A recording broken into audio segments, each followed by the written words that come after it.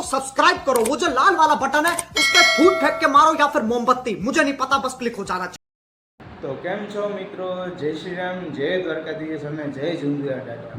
આજે તારીખ 7/10/2024 સોમવાર બે ગામે જામખંભાળિયા તાલુકો ત્યાં મોટો પ્રોગ્રામ રાખેલો છે ઝુંઝુરા દાદાનો, ત્યાં આપણે ત્યાં જવાનું છે, તો ચાલો જઈએ। ધોઈને આપણે તૈયાર થઈ ગયા, નવા કપડાં પહેરી લીધા, આજે જ ઉદ્ઘાટન કરી લીધું ને નવી લકી પહેરી લીધી। તૈયાર થઈ ગયા ને પપ્પાએ કીધું રિક્ષા લઈને જવાનું, તો રિક્ષા લઈને નીકળી પડ્યા આપણે। તો આ મારી બેન છે, આ મારા મમ્મી છે ને આ મારા પપ્પા છે ને આપણે જવું તો ખંભાળિયા, એટલે આયરવાડીમાંથી જવું પડે, એટલે આયરવાડીમાંથી નીકળી ગયા ને આ રસ્તો તમે જોઈ શકો છો કેવો મસ્તીનો છે।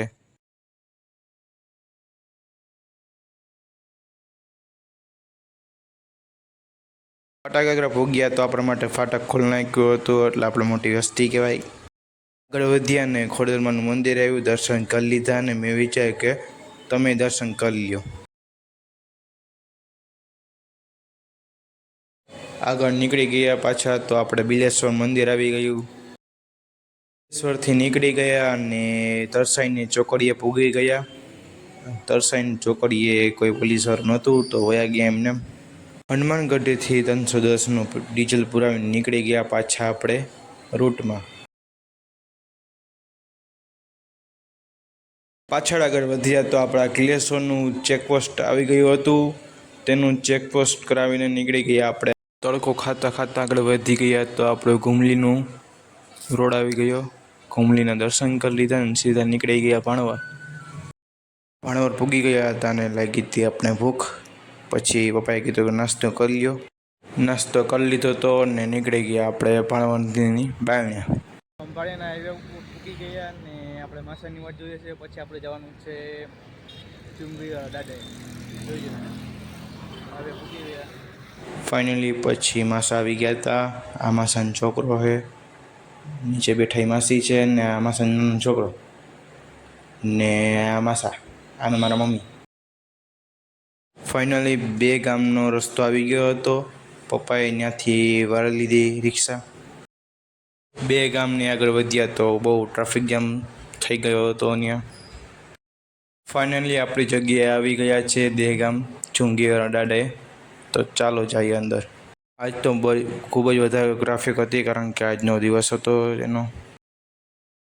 દર્શન કરવા માટે આવી ગયા છે મંદિરે અને ઝુંઝુરા દાદાએ જોઈ લો તમે કેવા ફૂલ મસ્ત રીતે સજાવ્યા છીએ તેને। દર્શન થઈ ગયા પછી આપણે તેનો મણિયારો જોવા જવાનો છે, તો ચાલો જઈએ।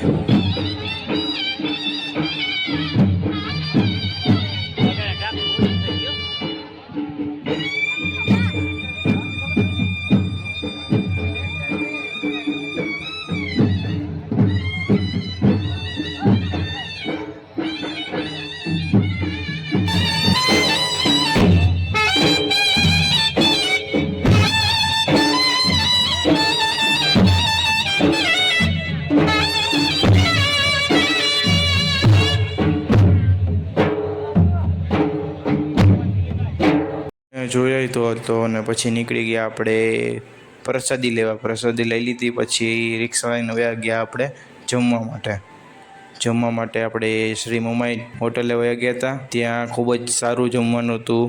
જો તમે ખંભાળિયા દ્વારકા હાઈવે ઉપર આવો તો એકવાર મુલાકાત લેજો, ખૂબ જ મસ્ત જમવાનું હતું।